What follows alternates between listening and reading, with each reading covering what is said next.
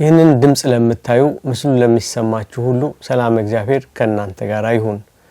ይህ በአሜሪካ ማዕከል የማህበረ ቅዱሳን የሚዲያ ክፍል ዝግጅት ነው። ዛሬም እንደተለመደው ሳምንታዊውን የጾሙና በጾሙ ሳምንት ላይ የሚነሱትን ሳምንታት ይዘንላችሁ ቀርበናል። ባለፉት 5 ሳምንታት አብረውን ኖረው ስለ ሳምንታቱ ያብራሩልን ያስተማሩን የቆዩት አባታችን ዛሬም በመካከላችን ናቸው።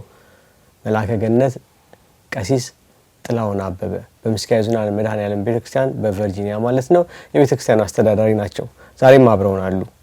አብራችሁን ቆዩ፣ ተከታተሉን። በጣም አመሰግናለሁ መልአከ ገነት ጥሪያችንን አክብረው እዚህ ድረስ ስለመጡ። አሁንም ምስጋናዬን አቀርባለሁኝ። እግዚአብሔር ያክብርልኝ ወንድማችን ዘላለም። እንኳን ደህና ቆያችሁኝ። በመላው ዓለም የምትኖሩ የኢትዮጵያ ኦርቶዶክስ ተዋሕዶ ቤተክርስቲያን ማህበረ ምእመናን ምእመናት እንኳን ለአብይ ጾም 6ኛው ሰንበት ለገብርኄር በሰላም በሕይወትና በጤና ጠብቆ አደረሳችሁ አደረሰን። አምላካችን እግዚአብሔር ቀሪውንም ሱባኤ በሰላም አስፈጽሞ ሁላችንን ለብርሃነ ትንሣኤው ያድርሰን። አሜን። መልአከ ገነት ዛሬ 6ኛው ሳምንት ላይ እንገኛለን። ቤተክርስቲያን ይህን ሳምንት ገብርኄር ብላ ሰይማለች። ያው ቅዱስ ያሬድን አብነት አድርገን ገብርኄር ማለት ምን ማለት ነው? ለምንድን ነው በዚህ ሳምንትስ ገብርኄር ተብሎ የተሰየመው? ከሱ እንጀምር እስቲ። እሺ ወንድሜ ዘላለም እግዚአብሔር ይስጥልኝ። ያው እንደገለጥከው ይህ አብይ ጾም 6ኛው ሰንበት ገብርኄር ተብሎ ነው የሚጠራው። ስያሜው የቅዱስ ያሬድ ነው። መነሻው ደግሞ መጽሐፍ ቅዱሱ ነው። ቅዱስ ያሬድ ሁሉ ጊዜ መነሻ የሚያደርገው መጽሐፍ ቅዱሱን ነው፣ የጌታን ትምህርት ነው። ይህ ሰንበት ጌታችን ስለ ታማኝነት ያስተማረበት ሰንበት ነው። ገብርኄር ማለት ምርጥ ታማኝ ቸር አገልጋይ ማለት ነው። ቅዱስ ያሬድም መዝሙሩን የሰየመው መኑ ውእቱ ገብርኄር ብሎ ነው። ምርጥ አገልጋይ ታማኝ አገልጋይ ጌታው ልቡ የሚያርፍበት ጌታው አደራት ሰጥቶት የሚታመነው አገልጋይ ማን ነው የሚል ይዘት ያለው ዝማሬ ነው ቅዱስ ያሬድ በዚህ ሰንበት የዘመረውና ገብርኄር ማለት ምርጥ ታማኝ ቸር አገልጋይ ማለት ነው። በጣም ጥሩ። ወደ ወንጌሉን ገባና በእለቱ የሚነበበው ወንጌል አለ እና እዛ ወንጌል ላይ ባሮቹን ጠርቶ ወደ ሩቅ ሀገር የሚሄድ ሰው ብሎ የሚጠቅሰው ሰው አለ። ባሮቹን ጠርቶ ወደ ሩቅ ሀገር የሚሄደው ሰው ማን ነው? እስቲ ከወንጌሉ ጋር አገናኝተው እንዲነግሩን። በጣም ጥሩ። ወንጌሉ የማቴዎስ ወንጌል ምዕራፍ 25 ከቁጥር 14 ጀምሮ እስከ 30 ድረስ ያለው ክፍል ነው የሚነበበው። ይህ የጌታችን የአምላካችን የመድኃኒታችን የኢየሱስ ክርስቶስ የመጨረሻው ምሳሌያዊ ትምህርት ነው። ጌታችን በመዋዕለ ትምህርቱ ብዙ ትምህርቶችን በምሳሌ አስተምሯል። ዳዊትም አስቀድሞ በመዝሙር 77 ላይ ከሰታፉ በምሳሌ ወይ ነገር አምሳለ ዘትካት አፌን በምሳሌ ከፍታለሁ ብሎ የተናገረው ቃል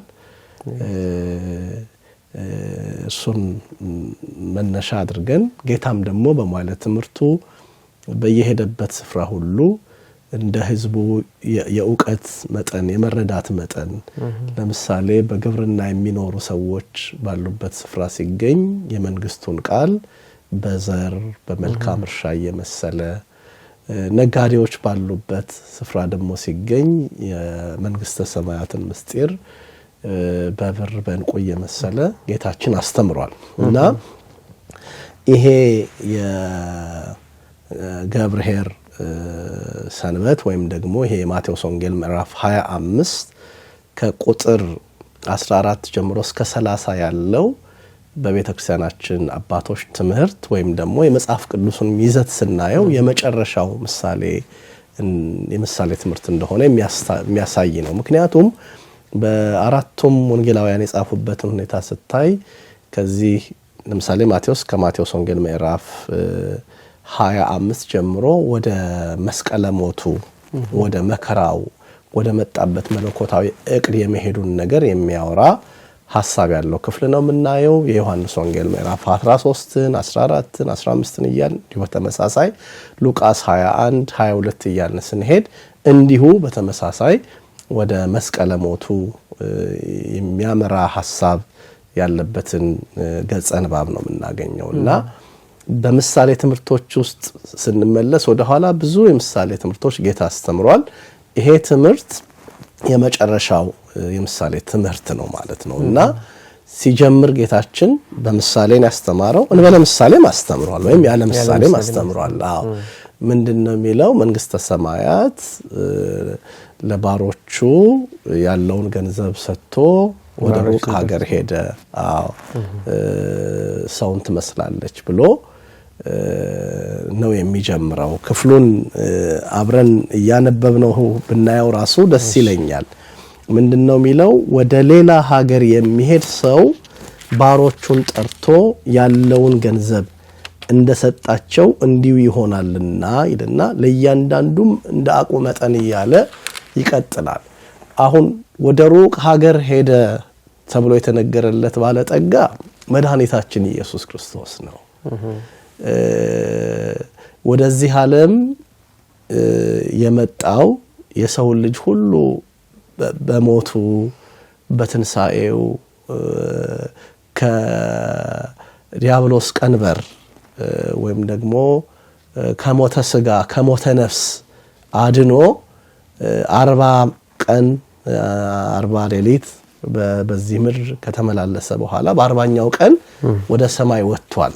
እንደው አያዤ ማንሳት እንፈልገው ዘልዬ በደንብ አድማጮቻችንም እንዲያስተውሉ ባለፈው ሳምንት 5ኛውን ሰንበት በዓለ ደብረ ዘይትን ያከበር ነው እና በዚያ በበዓለ ደብረ ዘይት የወልደ እግዚአብሔርን መምጣት ወይም ደግሞ የዳግም ምጽአትን ትምህርት ነው ቤተክርስቲያን ያስተማረችው እና ይሄ ዳግመኛ የሚመጣው አምላክ የሚመጣበት አምላካዊ ፈቃድ አለ። ይሄም የሚመጣበት ታላቅ ዓላማ አለ። ይሄውም ሰማይና ምድር ያሳልፋል።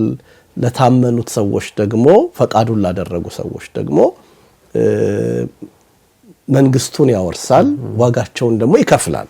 ስለዚህ እዚህ ክፍል ላይ የምናየው ያ ወደ ሩቅ ሀገር ሄደ የተባለው ሩቅ ሀገር ሰማይ ነው። ምክንያቱም በ40ኛው ቀን አርገ ውስተ ሰማይ አይደለም እንለው ወነበረ በየማናቡ በአባቱ ቀኝ ተቀመጠ ወደ ሰማይ ማረገ ነው የምንለው። የሐዋርያት ሥራ ምዕራፍ 1 ቁጥር 8 ላይም ያ ወደ ሰማይ ሲወጣ ያያችሁት ኢየሱስ ክርስቶስ እንዲሁ ይመጣል ብሎ መልአኩ ለሐዋርያት ነግሯቸዋል እና ሩቅ ሀገር የተባለችው ሰማይ ናት፣ የእግዚአብሔር ማደሪያ ናት እና ወደ ሩቅ ሀገር መሄዱ አደራ ሰጥቶ ሐዋርያትን መምህራንን ሾሞ አደራ ሰጥቶ የሄደው ባለጠጋው የተባለው ሰው ብዙ ሀብት ያለው የተባለው ሰው አምላካችን መድኃኒታችን ኢየሱስ ክርስቶስ ነውና ይሄ ወደ ሩቅ ሀገር ሄደ የተባለው እሱ ነው ማለት ነው። ንባቡን ስንቀጥልም ይሄ ወደ ሩቅ ሀገር ሄደ የተባለ ሰው ጌታ በምሳሌው ሲናገር መክሊት ሰጣቸው ይላል። አዎ መክሊት ማለት ምን ማለት ነው? ምስጢራዊ ትርጉም ውስጥ ታዲያ ምንድነው?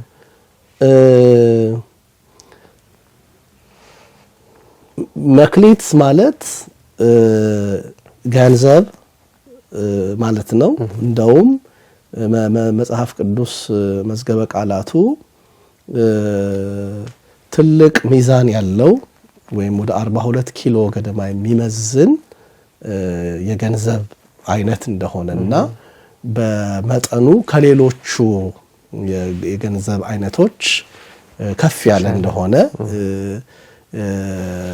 የመጽሐፍ ቅዱስ መዝገበ ቃላት ይናገራል። ለምሳሌ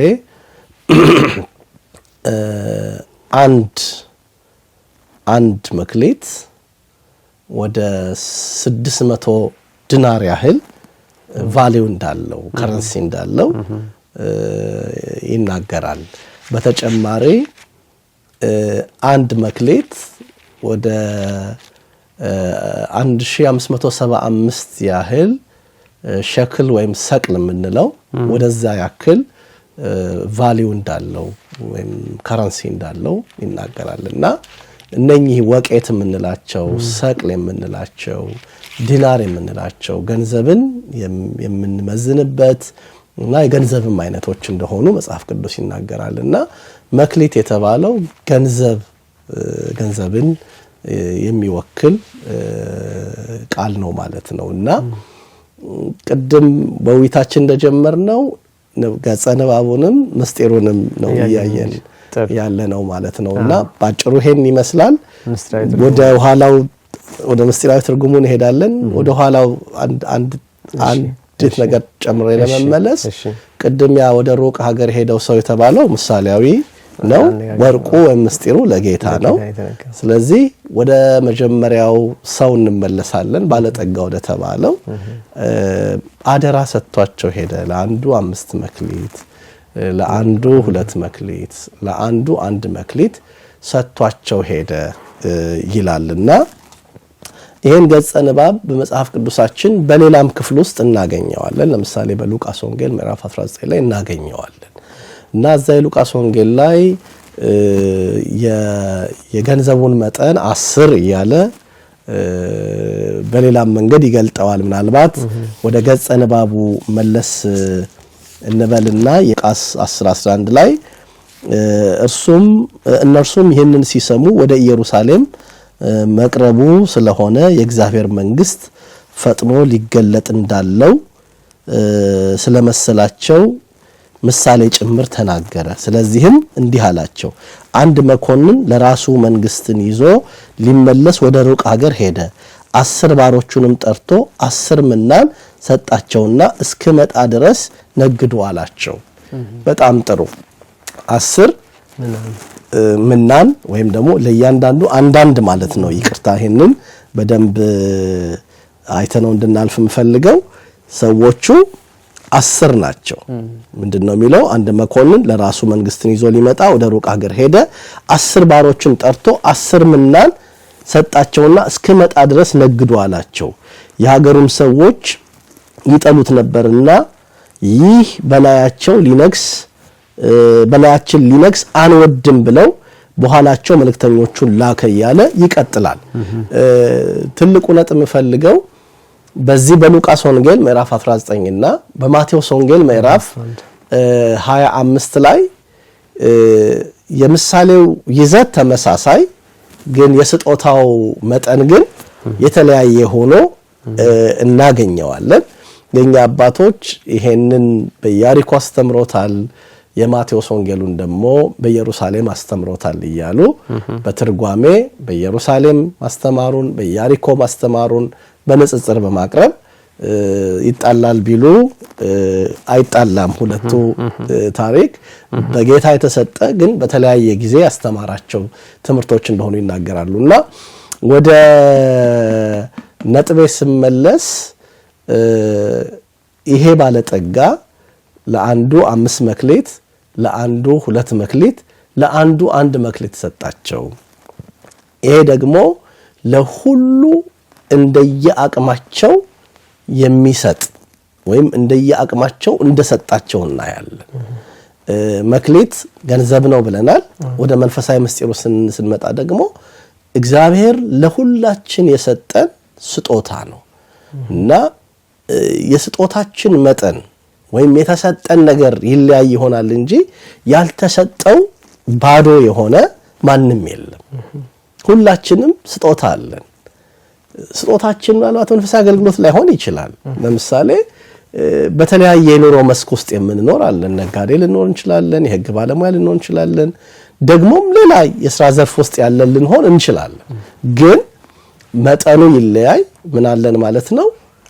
መክሊት አለ ወይም ሀብት አለ፣ ገንዘብ አለ እና ይሄንን መክሊት ሰጥቷቸው ወደ ሩቅ ሀገር ሄደ። ከእግዚአብሔር የተቀበልነው አደራ ማለት ነው። እውነት ነው። እንደ ወደ ባለ 5ቱ ምንድነው፣ ባለ 2ቱ ምንድነው፣ ባለ አንዱ ምንድነው ወደ ማለት ከመሄዳችን በፊት ሰጪው በምስጢራዊ ትርጓሜው ጌታችን ነው። ጌታችን ወደ ሰማይ ባረገ ጊዜ ሐዋርያትን ሾሞ ወይም ስልጣን ሰጥቶ በመጨረሻው ጊዜ ምን አላቸው? በማቴዎስ ወንጌል ምዕራፍ 20 ላይ እፍ ብሎ መንፈስ ቅዱስን ተቀበሉ፣ ይቅር ላሏቸው ኃጢአታቸው ይቅር ይባልላቸዋል፣ ይቅር ላላቸው አይቀርላቸውም ብሎ አደራ ሰጥቶ ስልጣን ሰጥቶ ጌታችን ወደ ሰማይ አርጓል። ስለዚህ ለሐዋርያት ወይም ለአገልጋዮች በተሰጣቸው መክሊት የሚጠየቁበታል። አማኞችም ደግሞ እንዲሁ በተሰጣቸው መክሊት ወይም አደራ የሚጠየቁበታልና ስለዚህ መክሊት የመንፈሳዊ ሰዎች ለመንፈሳዊ ወይንም በአገልግሎት ላይ ያሉ የቤተክርስቲያን አገልጋዮች ብቻ ስጦታ አይደለም ማለት ነው። እውነት ነው። ለሌላው ህብረተሰብ የሚሆን ነው ማለት ነው። እውነት ነው። ለምሳሌ አባቶቻችን ምን ይላሉ? ባለ 5 መክሊት የተቀበለው ሰው እንደው ገጸ ንባቡ ላይ ምንድነው የሚለው? ባለ 5 የተቀበለው ሰው ሄዶ ነግዶ አተረፈ 10 አድርጎ ጌታውን 5 ሰጠኸኝ 10 አትርፌያለሁ አለው ይላል። እና ጌታው ምን አለው? ኦ ገብር ሄር ወገብር ምእመን ዘበውሁድ ምእመነ ኮንከ ዲበ ብዙ ሰይመከ፣ አንተ ታማኝ ባሪያ ሆይ በዚህ በጥቂቱ ታምነሃል በብዙ ሾመሃለሁ ካለው በኋላ ባውስተ ፍሳው ለግዚእከ ወደ ጌታ ደስታ ግባ አለው ይላል። እና 5 መክሊት የተቀበለው ሰው እኔም 5 መክሊት አለኝ አንተም 5 መክሊት አለ። አሁን ብዙ ጊዜ አንደኛውን ትርጉም ነጠላ ትርጉሙን ብቻ ነው ምን ይዘው ነጠላ ትርጉም ማለት አንድም ብለን 5 መክሊት ለጳጳሳት 2 መክሊት ለቀሳውስት 1 መክሊት ለዲያቆናት እያል እንላለን። ግን የመጀመሪያው ሁላችንንም አገልጋዩንም ተገልጋዩንም ሁላችንንም ባለ መክሊቶች ነን። ለእያንዳንዳችን የተሰጠን መክሊት አለን። 5 መክሊት ለምሳሌ ይልና 5ቱ ብሔረ ኦሪት ናቸው። እነኚህ ለሁላችን ተሰጥተውናል። ገብቷችኋል ወይም ገብቷል? 5ቱ ብሔረ ኦሪት ተሰጥቶናል። በ5ቱ ብሔረ ኦሪት 10ቱ ቃላት አሉ። እነዚህን ብትፈጽሙ እነኚህን ብታደርጉ ምንድናችሁ? እንደ ቸር አገልጋይ ናችሁ። ምክንያቱም በ5ቱ ኦሪት ውስጥ 10 ህግጋት አሉ። 5 ተሰጠውና ስንት አደረገ? 10 አደረገ። ስለዚህ 5ቱን ብሔረ ኦሪት ብታጠኑ በዛም የተጻፉትን ሁሉ ብትፈጽሙ ምን ታደርጋላችሁ? 10 የተባሉትን ህግጋት ትፈጽማላችሁ። በእነኚህ ብሔረ ኦሪት በመንላቸው ሙሴ በጻፋቸው መጻሕፍት ውስጥ አትስረቅ፣ አትግደል፣ አታመንዝር፣ ባዕድ ለሆኑ አማልክት ወይም ከእግዚአብሔር በቀር ሌሎች አማልክት አይኖሩ የሚሉትን እነኚህን ህግጋት ታገኛላችሁና ለእያንዳንዱ ምእመን 5 መክሊት ተሰጥቷል ማለት ነው እንደ አንድ ክርስቲያን። ስለዚህ የመጀመሪያው በዚህ አንፃር የኛ ቤተክርስቲያን ተረጉሞታል። 2 መክሊት የተሰጠዋለው ሚለውን ደግሞ ይመጡና 2 መክሊት የተባሉት ፍቅረ ቢጽና ፍቅረ እግዚአብሔር ናቸው። ይሄም ለሁሉም ሰው ተሰጥቶታል።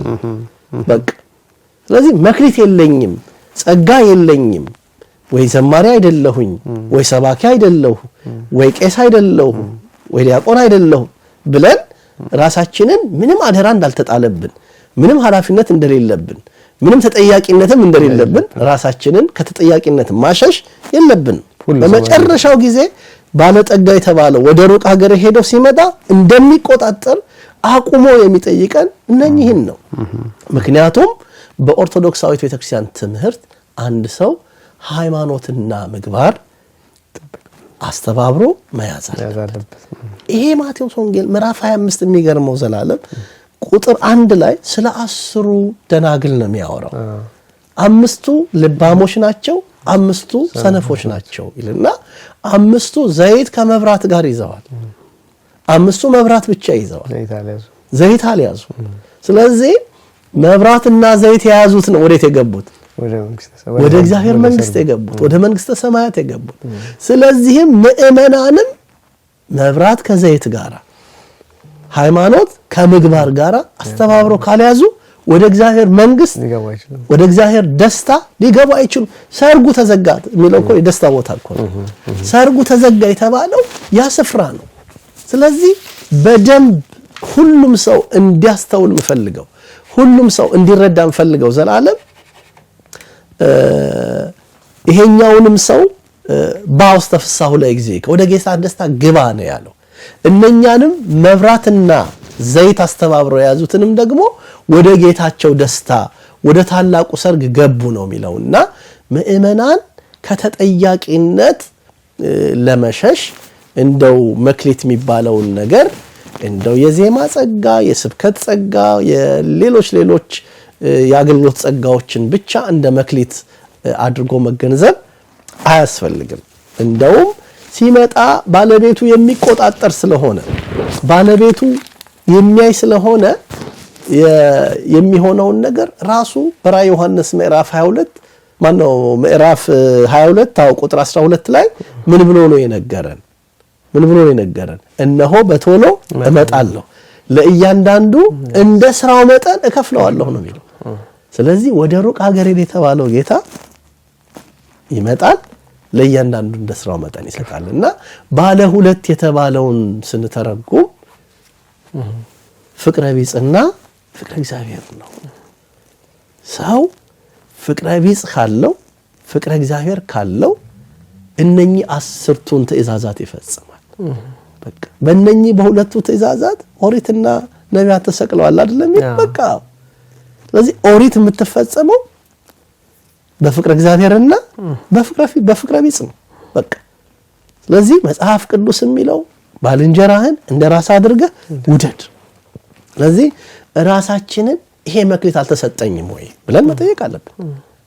አሁን ሁሉ ጊዜ ባለ ሁለቱ ቄሱ ነው፣ ቄሱ የማቁረብና የማስተማር ስልጣን ተሰጥቶታል ብለን በዚያ ብቻ ተርጉመን የምናልፈው መሆን የለበትም።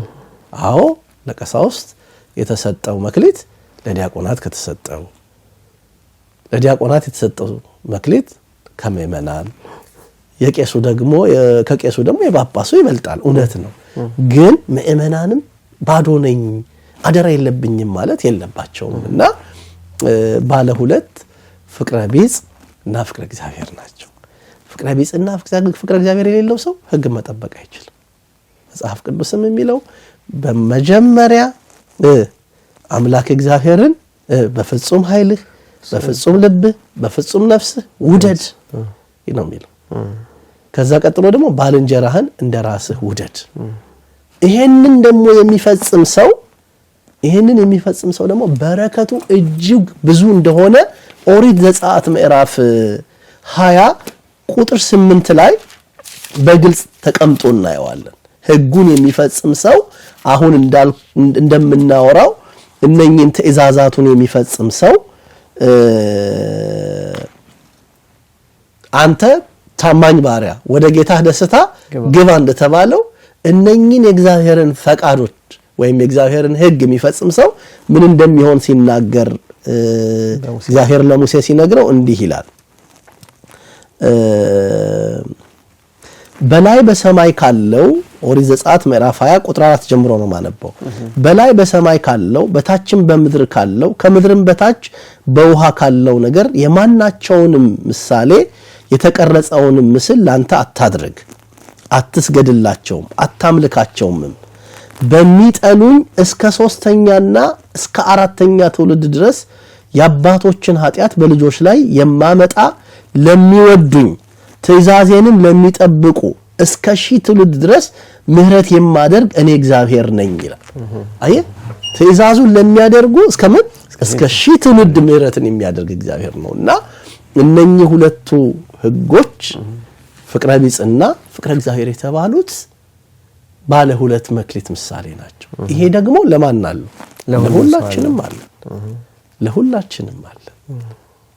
ለሁላችንም አለ።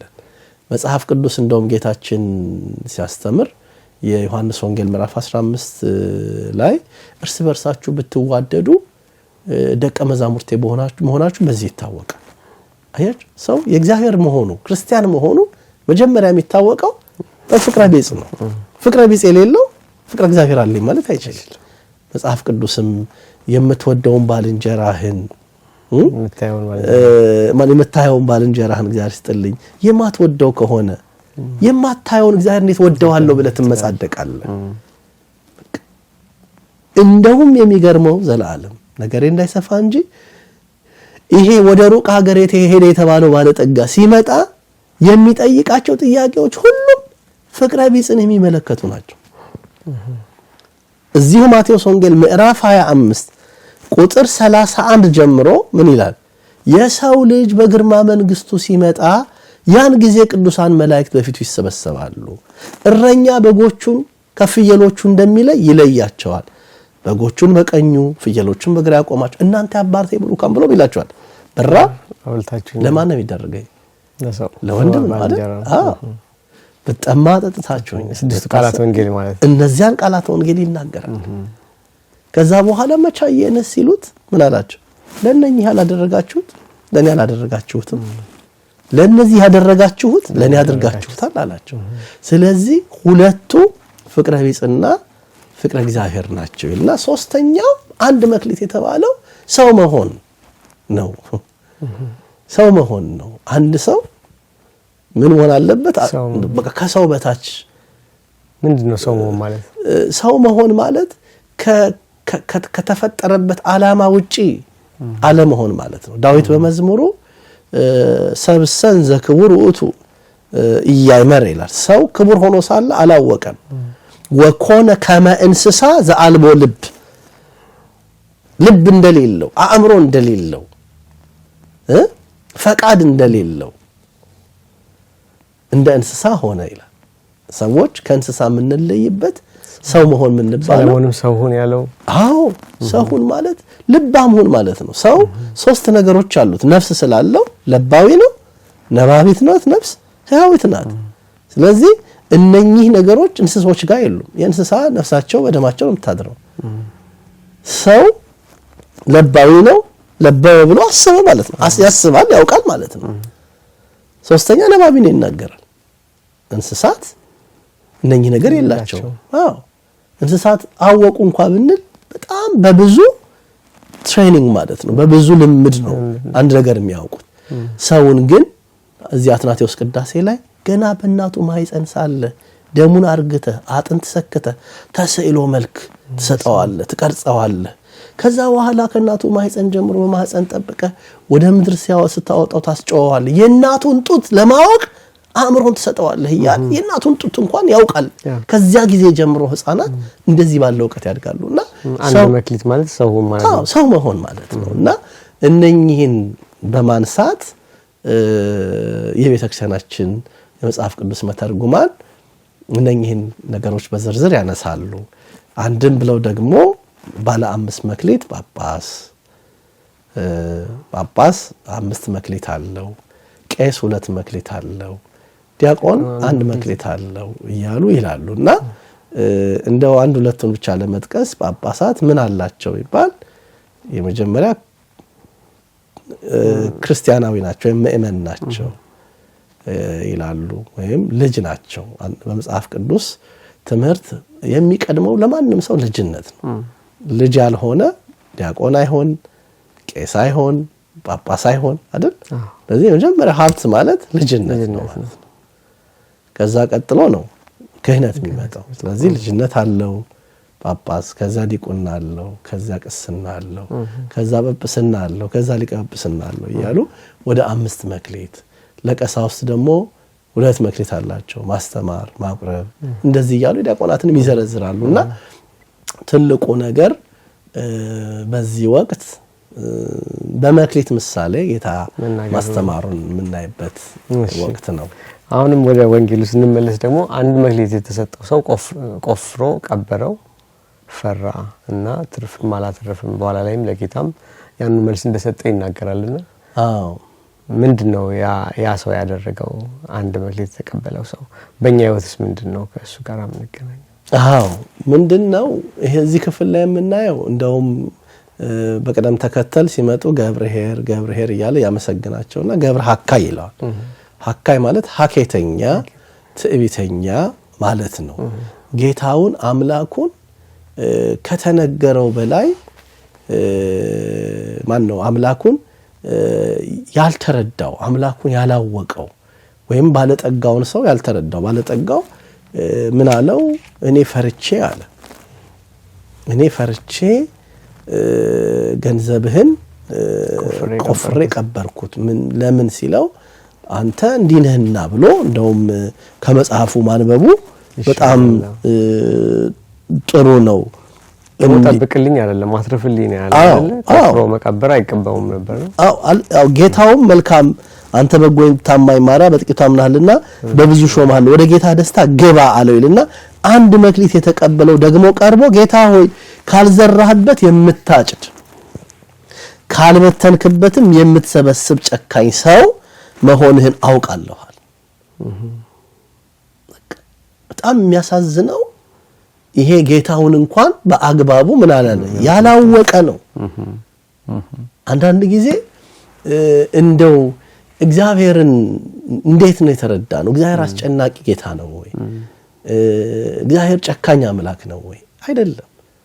አይደለም። ይሄኛው ሰው መክሊቱን ለመቅበር ምክንያት የሆነው አምላኩን በተሳሳተ መንገድ ወይም ጌታውን በተሳሳተ መንገድ መረዳቱ ነው። ሁለተኛ የተሰጠውን እድል አለመጠቀም። አትሊስት ምን ማድረግ ትችላለህ ተብሏል። ወደ ሳጥኔ ገንዘቤን መመለስ ትችል ነበር ተብሎ ነበርና ወደኛ ህይወት ስናመጣው ምንም የለኝም ወይም ደግሞ እግዚአብሔር የሰጠንን አደራ በመደበቅ ወይም ደግሞ ባለመጠበቅ ከተጠያቂነት ማምለጥ የሚቻል የሚመስለን ቀደም እንዳልኩት ሁላችን መክሊት አለ። ሁላችን ሰው መክሊቱ እንዴት ያትርፍ? ዳኛ ፍትህን በአግባቡ በመጠበቅ ነጋዴ በአግባቡ የሚገባውን ወረት በማግኘት አስተማሪው በቅንነት በማስተማር ሌላውም ሰው ገበሬው በአግባቡ በማረስ ከዛ ውጪ ደግሞ ለእግዚአብሔር ቤት በሚደረጉ ስጦታዎችም ታማኝ በመሆን እግዚአብሔር እኮ 10,000 ብር በወር የሚያገኝ ሰው ይኖራል። 5,000 ብር የሚያገኝ ነው ይችላል። 1,000 ብር የሚያገኝ ነው ይችላል። 1,000 ብር የሚያገኘው ሰው እኔ የለኝም ብሎ ራሱን ከዚያኛው አይደለም ማስተያየት ያለበት ከዚያው ከራሱ ካለው ነው ምን መሆን ያለበት ማስተያየት ያለበት ታማኝ መሆን ያለበት እና ይሄኛው ባለ አንዱን የምንረዳው አምላኩን ወይም ጌታውን በአግባቡ አልተረዳው በተሳሳተ መንገድ የተረዳውን ሰው ነው የሚመስለው። ይሄን ያህል ካልን በቂ ይመስለኛል። እኔ ሐሳቡ እሱን በተሳሳተ መልኩም ተረድቶታል። ጥያቄውንም በደንብ የሰማው አልመሰለኝም። ባድራ እንዲቀመጥለት አይደለም የሰጠው እውነት ነው። አትርፎ ሌላ ተጨማሪ እንዲያመጣ ነው። ስለዚህ ብዙዎቻችን መክሊት እኮ ሊኖረን ይችላል፣ ጸጋ የተሰጠን ነገር ሊኖር ይችላል። ያንን ካላወጣ ነው ግን ጠብቀን በማስቀመጣችን መቅበራችን ነው ማለት ነው። እውነት ነው። ካልሰራንበት ካልዳፈን ነው ካልታመንበት እንደቀበር ነው የሚቆጠረው። አሁን አንድ ሰው ምንም የለኝም ብሎ ማሰብ በራሱ መቅበር ነው እና ጥሩ እይታ ነውና ትልቁ እግዚአብሔር ወሃቤ ጸጋ ነው። እግዚአብሔር መዝገበ ሀብት ነው ወይም የሀብት የጸጋ ሁሉ ባለቤት ነው እና ለሁሉ ሰው እግዚአብሔር ይሰጣል። ማንም ሰው ከእግዚአብሔር ምንም አልተቀበልኩም የሚል ሰው የለምና በተቀበልነው ልክ እንድንሰራ በተቀበልነው ልክ እንድንታመን ነው የሚያስፈልገውና በቤተክርስቲያንም አገልግሎት ቢሆን ጳጳሳትም ቢሆኑ ቀሳውስትም ቢሆኑ ዲያቆናትም ቢሆኑ ሌሎችም የአገልግሎት ዘርፍ ላይ የምናገለግል ሰዎች ምንም የለኝም እንደሚለው ሰው እንዳንሆንና በተሰጠን በታዘዝንበት በተቀመጥንበት አደራ ልክ ሰርተን ኦ ገብርኄር ዘበውሁድ ምእመነ ኮንከ ዲበ ብዙ ሰይመከ በውስተ ፍስሐሁ ለእግዚእከ ተብለን ልንመሰገን ይገባልና ይሄንን ነጥብ እንድንወስድ ፈልጋለሁኝ። መዝሙሩም ማነው ዳዊቱን ሁሉ ጊዜ እንደምታስታውሰው ዳዊቱንም እንዳስሳለንና በዚህ ሳምንት ከዳዊት መዝሙር የሚዘመረው መዝሙር 40 ቁጥር 8 ላይ ያለ ቃል ነውና ከመእንግር ፈቃደከ መከርኩ አምላኬ ወህግከኒ በማይከለ ከርሴ ፈቃድህን እናገር ዘንድ ወደድኩ ህግህም ትእዛዝህም በልቤ ነው ካለ በኋላ ዜኖኩ ጽድቀከ በማህበር አቢ ጽድቅህን አንተ ደግ እንደሆንክ 5 ሰተኸኝ ይሄው 10 አተረፍኩ ብዬ 2 ሰተኸኝ ይሄው 2 አተረፍኩ ብዬ እንድመሰክርልህ እወዳለሁ እያለ ዳዊት እንደተናገረ በሚመጣ ቀን አሁን እንደው እንደ ነጥብም እንዲነሳም ፈልገው ሩቅ አገር ሄደው አምላካችን ነው ምሳሌው ምስጢሩ እሱ ነው ይመጣል ማለቱ ወይ መጣና ተቆጣጣራቸው ማለቱ የሚቆጣጣርበት ቀን አለው እና ቄስና ዲያቆን ብቻ ሊቆጣጣር አይደለም ይመጣል ሁላችንንም ሊቆጣጣር የሁላችንንም ስራ ሊመዝን እግዚአብሔር ይመጣል በዚያ ጊዜ ልክ ዳዊት በመዝሙሩ እንዳለው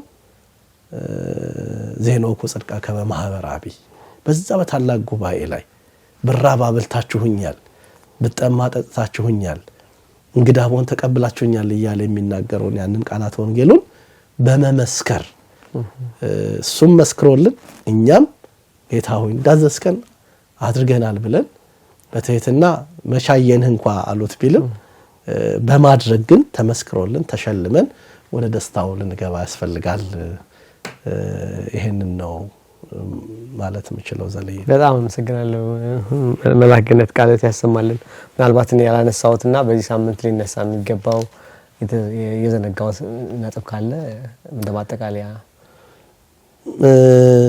እንደው ያው በአጠቃላይ ይሄንን ሳምንት